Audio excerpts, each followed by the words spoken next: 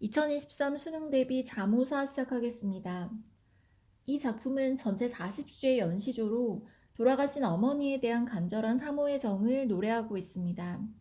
이 작품을 지은 정인보는 한민족이 주체가 되는 민족주의적 사관을 확립하고자 노력했던 역사학자로서 예스럽고 전화한 표현으로 자신의 고결한 생활 감정을 내면한 글을 주로 남겼습니다. 그가 남긴 작품에는 섬세하고 인간적인 정감이 전한 언어 속에 잘 녹아 있으며 특히 시어에는 옛말을 현대어로 풀어 쓴 기교가 두드러집니다.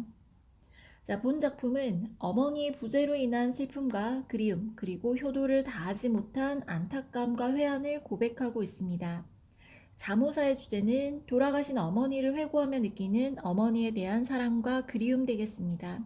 본문 내용 시작하겠습니다. 가을은 그 가을이 바람 불고 잎 드는데, 새로 돌아온 가을이 지난 가을 그대로이다 라는 뜻입니다. 변함없는 계절의 순환, 변함없는 자연을 의미하는 구절 되겠습니다.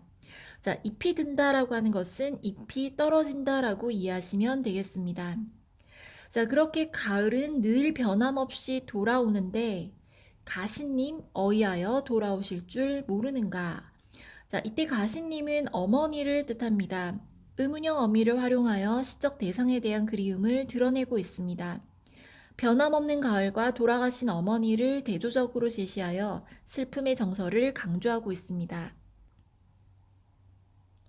살뜰히 기르신 아이 옷 품 준 줄 아소서. 살뜰히라는 표현은 사랑하고 위하는 마음이 자상하고 지극하게 또는 정성스럽게로 이해하시면 됩니다.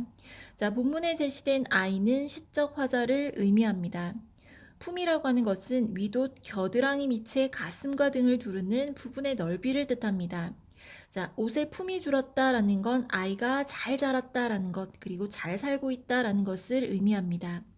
제1수의 중심 내용은 돌아가신 어머니에 대한 그리움과 길러주신 어머니의 은혜에 대해 감사하다라는 것을 내포하고 있습니다. 부른 배 골리 보고 나은 얼굴 병만 여겨 라는 부분 확인하겠습니다. 골리 보고라는 표현은 굶은 것으로 보고라는 뜻이고요.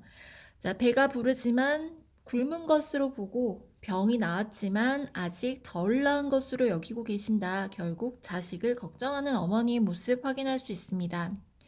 하루도 12시로 곧 어떨까 하시더니 하루도 12시라는 구절을 통해서 구체적인 숫자로 어머니의 지극한 자식 사랑과 걱정을 형성하고 있다는 것 확인할 수 있습니다.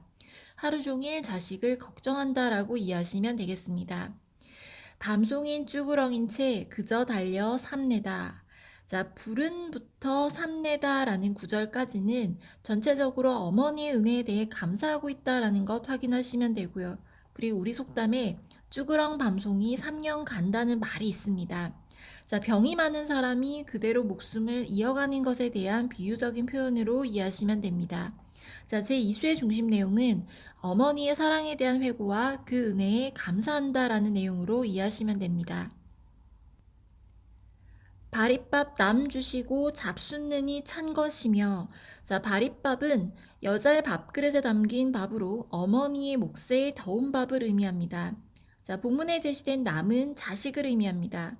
따뜻한 밥은 자식들을 주고 어머니는 찬밥을 드신다라는 뜻이죠. 어머니의 희생과 사랑이 잘 드러난 구절 되겠습니다.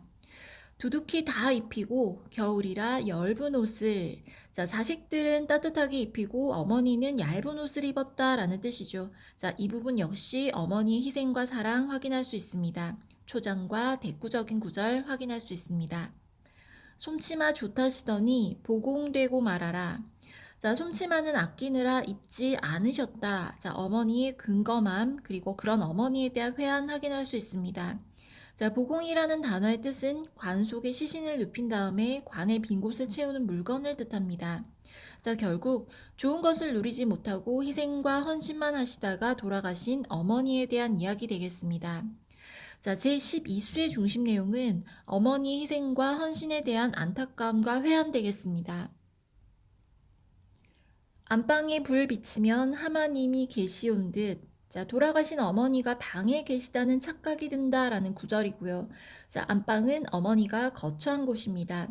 하마라는 단어의 뜻은 마치라고 이해하시면 됩니다. 본문에 제시된 님은 어머니를 뜻합니다. 자, 닫힌 창 바삐 열고 몇 번이나 울었던 고. 자, 어머니에 대한 그리움으로 눈물을 흘린다라는 표현, 그리고 슬픔의 감정이 잘 드러나 있습니다. 산속에 추위 이르니 님을 어이하올고. 자, 이때 산속은 어머니가 묻힌 무덤이 있는 곳을 뜻하고요. 그리고 님을 어이하올고라는 구절은 어머니에 대한 걱정으로 이해하시면 됩니다. 제16수의 중심 내용은 부재하는 어머니를 떠올리고 무덤 속에 계신 어머니를 걱정하는 부분 되겠습니다. 설어라 설어라 해도 아들도 딴 몸이라. 자, 설어라 설어라 해도 라는 구절은 자식이 아무리 서러워해도 라고 이해하시면 되고요. 아들도 딴 몸이라. 자, 어머니의 사랑에 미치지 못한다. 한계가 있다 라고 이해하시면 됩니다. 무덤풀 욱은 오늘 이사엘부터 있단 말과. 자, 욱은이라는 표현은 우거진이란 뜻이고요. 그리고 이사엘부터 있단이란 구절은 여전히 잘 살고 있다라는 의미로 이제 이해하시면 됩니다.